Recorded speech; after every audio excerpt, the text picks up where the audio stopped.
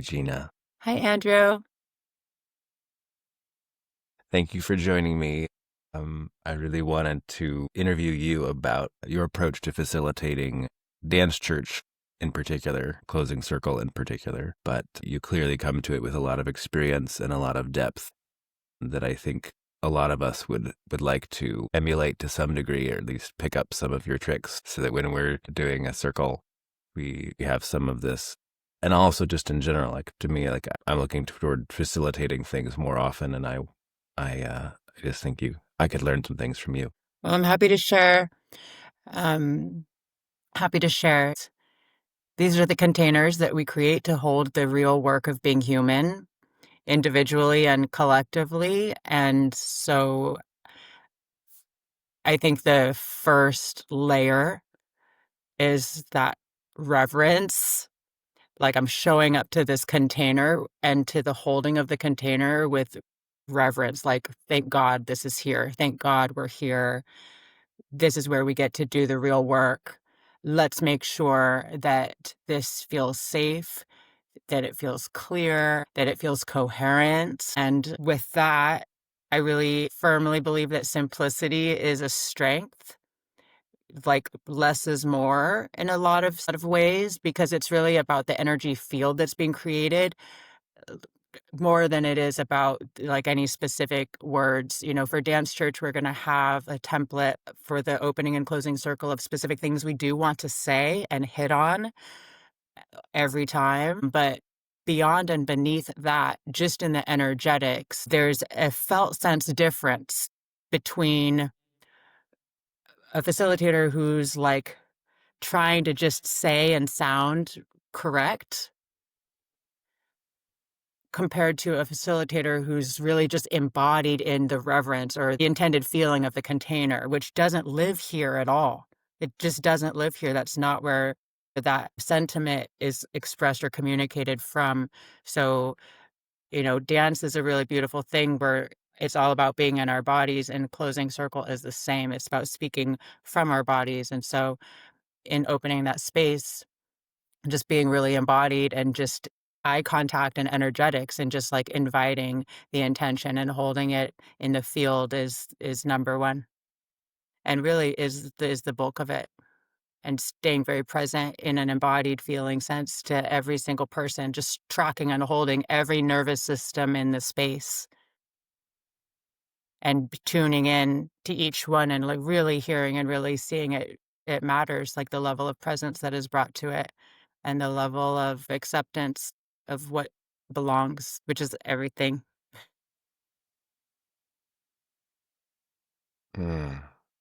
Oh, wow. So it's not so much what you say, it's more that you are present and tuning into the space, to the collective as it closes. And every Yeah. dance church is different. So it's like sometimes things crescendo or some kind of sweetness, and sometimes it's sadness.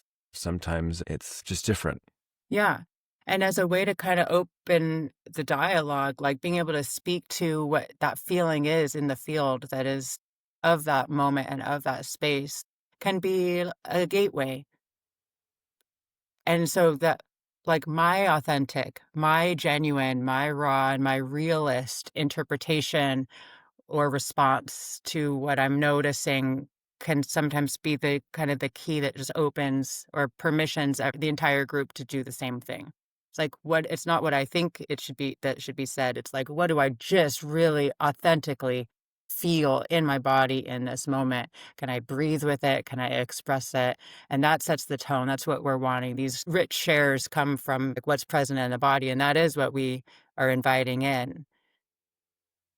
Yeah. Yeah. Because in a way, we're literally transitioning from no talk back to talk.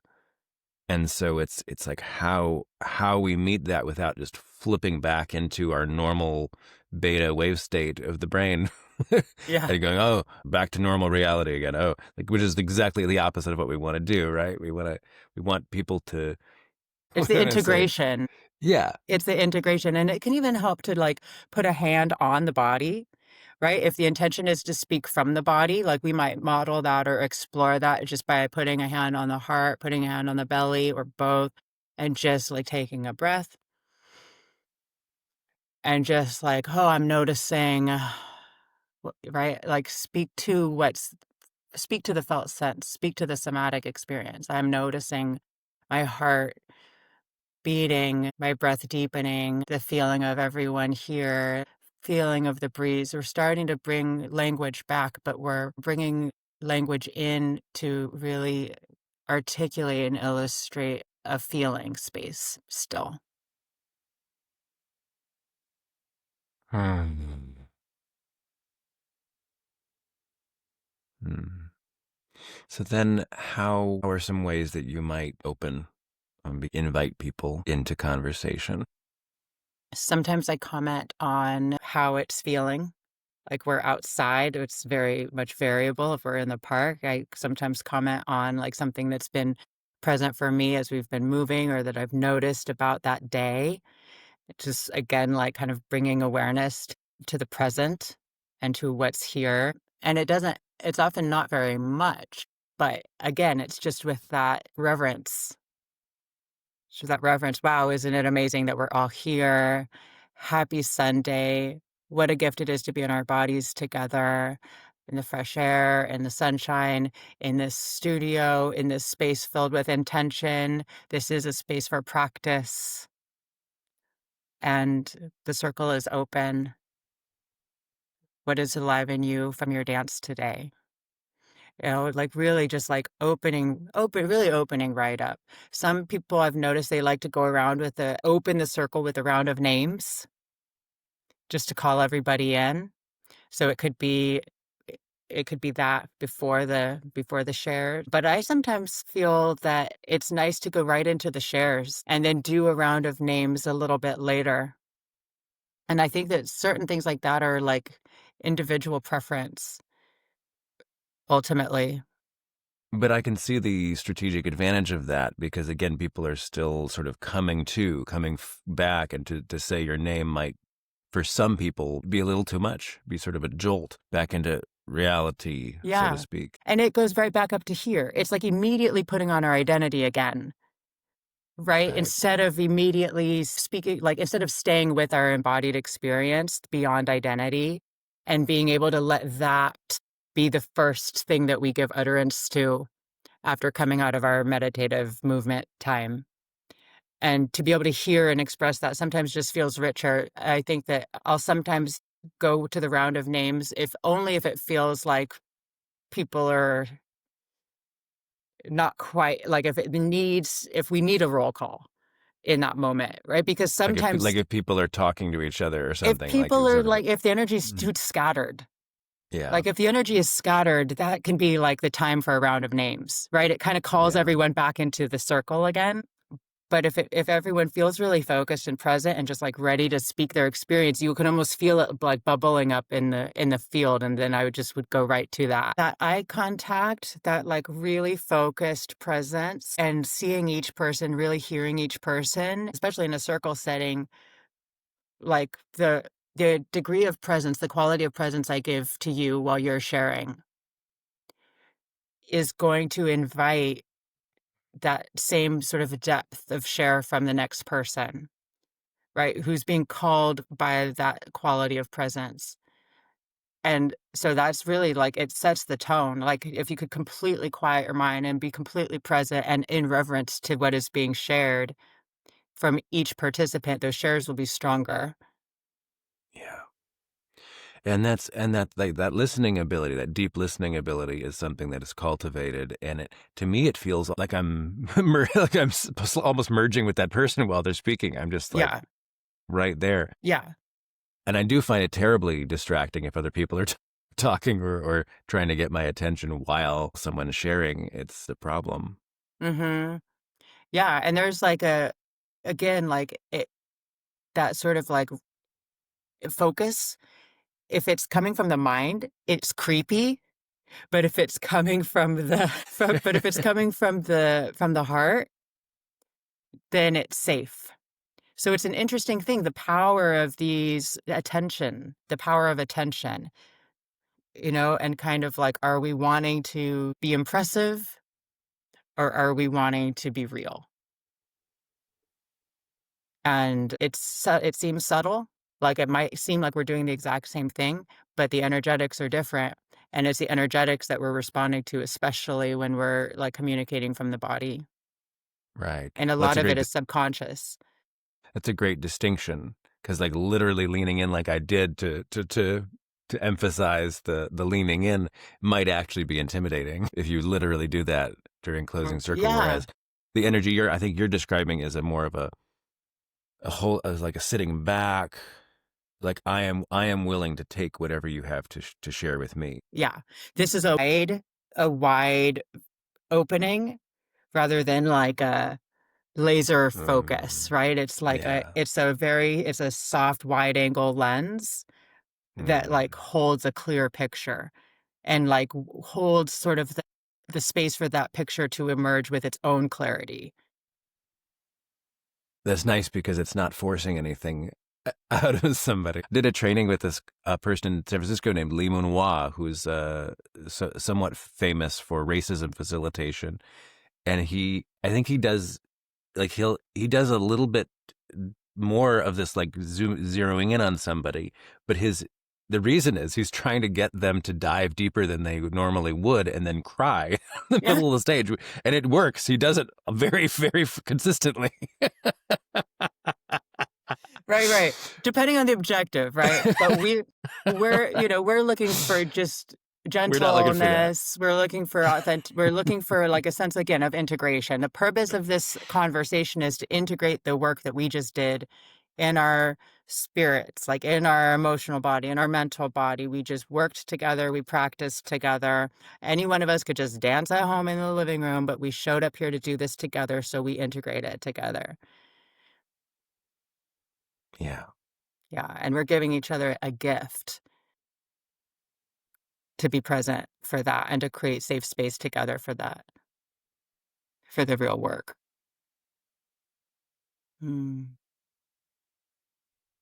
And it's nice that we've got this song thing happening where we call everyone Mm, to the circle with a song. I'm really yeah. loving that. And I'm loving the idea since we close the circle with the counting Clap on four. clap on four that we at the opening circle, we 1, 2, 3, 4. We Oh open. yeah. So we do the reverse. We open and then we close on four as kind of a bookend with as far as the clapping is concerned, that we're balanced on either side. And then we have, yeah, and then we have the song, the summons. Why don't you sing the summons real quick?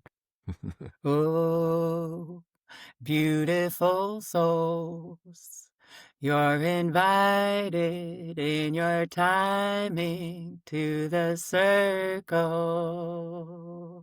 Oh, beautiful souls, you're invited in your timing to the circle. And it can be slow at first. It can speed up as people are coming. And once everyone's there, it kind of like gets clappy and jammy. And, it's not prolonged. It's about bringing the energy together. Yeah. Yeah. But it's beautiful because again it's not so verbal. It's not heady. It's not breaking people out of their state. It's more musical flow that can draw people in a Yeah. way that doesn't wake them back up to normalness. Right. So yeah, those are some of the elements. We're going to have the template that has more of the nuts and bolts. We don't Hmm. need to necessarily go into here. We're kind of talking more big picture and energetics. So what happens if someone starts oversharing or sharing something that doesn't seem to be on point? And maybe we should even mention some things that are really, you're welcome to the circle, but that's kind of not what we want people sharing at the circle. Hmm. Yeah, it's important, right? Like those boundaries are what keep the circle clear. And if someone is starting to go in that direction, at whatever point the deviation starts to happen, you could like really feel it. I would just put my hand up and just, excuse me, I'm sorry to interrupt. I hear what you're saying and where you're going with that, and that's valid, but it's not the topic or the intention for this circle. We're really going to keep this conversation to just what is present in your body from the dance today. We'll have time after the circle to talk about some of these other layers or discuss, and you might kind of specifically reference the direction they were going so they feel validated.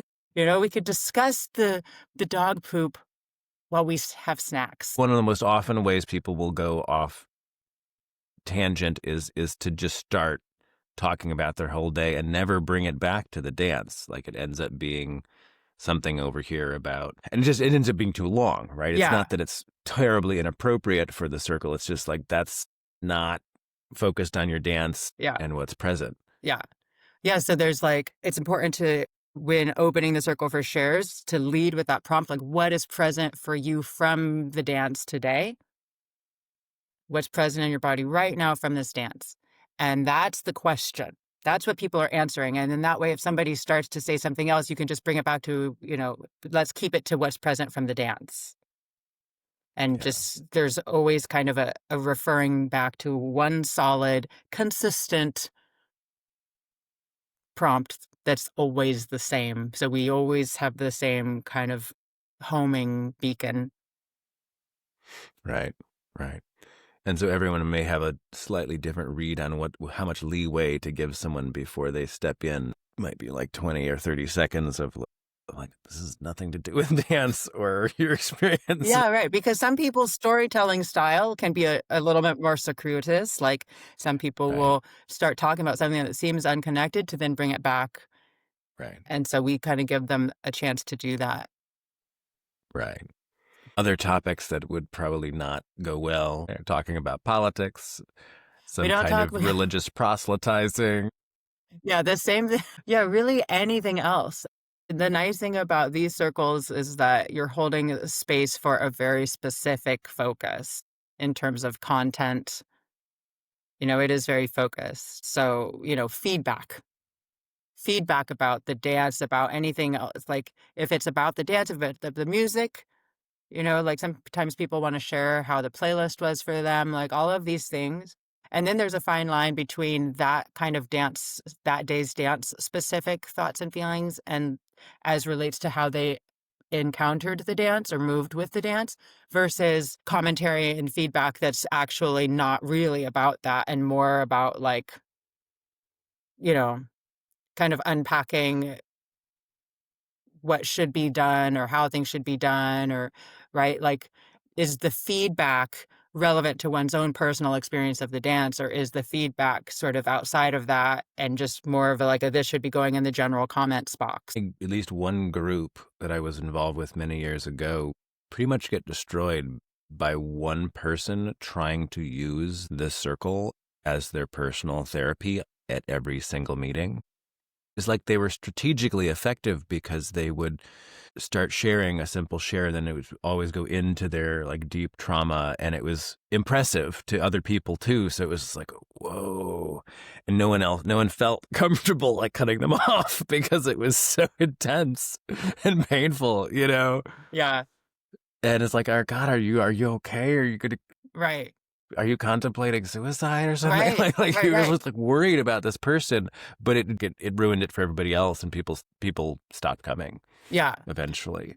Yeah, and when big things like that come up, I think it's valuable again to validate it. Ooh, this is big, this is important. It's actually so important that this should be discussed outside of this circle, right? This needs attention elsewhere. This is here we're just talking about our dance today. Yeah. Right? We're just talking about that right here. So let's talk about this really big thing afterward so that we can give it more focus that it needs. Yeah. Yeah. So I've noticed that, especially at the park, where you're fairly consistently at the park, right? I noticed that there's almost an expectation now of this deep community share, and people are ready to dive into the deep. And I remember just a couple months ago being there, and I haven't been at the park much, but a few months ago I was at the park, and it was the deepest share I've ever seen at Dance Church. It was just it felt like people were crying. There was celebration. It was like you had all the lows and the highs of the dance in the closing circle. That is like, that's the bar, and I believe that we really can have that. Like, that's really what honors the dance, like that level of vulnerability. And it is often set, that tone is often set by the first share. It really is. And if the first share is kind of superficial, then I might come in with the next share and go deep, just to put that permission slip on the table. Vulnerability is so powerful. Vulnerability, authenticity, and focus, I would say, are the three keys to like creating that rich field for sharing. Keeping it focused to the prompt, keeping it, you know, as just being as vulnerable and real and kind of accessing the full range of what the dance presented in oneself, right? Because it has to be authentic. So it's like what really came up for you and being able to just name it simply. Yeah. Yeah. And I love how it often does feel like a testifying, like a church gospel testifying It meeting. is. It's It's like church. this medicine healed me today. I just had a healing. Yeah. Yeah. Hallelujah. Yeah. It brought me to my knees, Yeah. and I got what I needed Yeah. today. And maybe that is part of what can be prompted in. Like, how did Dance Church save you today? How did dance draw you deeper into yourself today? Yeah. And maybe we can make a list of like ways in the template, we can bullet point a few different ways to articulate the prompt, right? What's alive for you? How did this dance impact you? Right? Like, we could frame it different ways, and whoever's facilitating can kind of move with the spirit of the one that calls to them, or that, feels right in the moment. But again, it helps us to stay focused with what we're hoping to elicit. It's lovely just to hear check-ins from people, just to know that people are doing well or whatever, but it's much much richer to hear people describe their process of dance, like how they used the dance to awaken or heal themselves Yeah, today. I mean, that's insightful. That's that's where something it's that at. I might take that and go, "Oh, I got to do that." Right. Yeah, that's where it's at. How it is this transforming you? How are you transforming through this dance right now? What is alchemizing in you? What is transforming in you? What is composting in you? What are you harvesting? These sorts of provocative invitations to integrate the medicine verbally. Oh, I just love dance so much. And this community is so special. It really, people are grounded and welcoming and not pretentious and not posturing. I think that it's easy to have reverence for what we're up to. And, there's moments in the park where I take off my headphones and I just get the visual of everyone dancing their own aliveness into the world. And I believe that what Dance Church represents and the container that it offers to people is so fundamental. So I just want to say thank you to everyone who's watches this video and everyone who takes it on to open a circle, to close a circle, to be part of creating this container, to really allow the beauty, the pain, the magic of this human experience to be truly felt and lived together in real time. It's precious to have a space like that in this world and in this landscape. So I just want to say thank you. Mm. You've just reminded me of how beautiful it is, like how delicate it is to open a container to make people feel comfortable being vulnerable, letting anything out that might want to come out, and how easy it is to do something to cause people to snap back into their shells, and that this is a rare thing that we're creating here for people. Truly. And Yeah. that's why the container needs to be strong. It's not just a soft container, because many will not open in a soft container. They need a Right. strong container to feel safe enough to let anything out. Yeah. When I was growing up, I was afraid, like I didn't dance growing up because I think once or twice someone had criticized how I looked dancing. And so I decided, well, I'm not a good dancer. I'm not going to dance. I don't want people to judge me. Yeah. And so I just didn't dance, or I moved my hips, and some guy's like, no, you can't do that. You're a guy. You're not allowed to move your hips. And for much of my life, I didn't dance, and that cut me off so much from my body and that part of my life.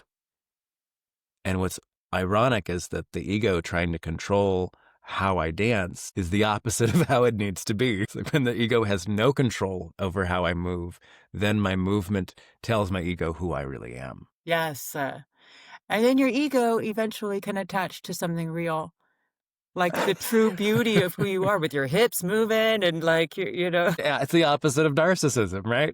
It's like I'm not trying to construct who I am in some hyper controlling way. Instead, I'm discovering who I actually am.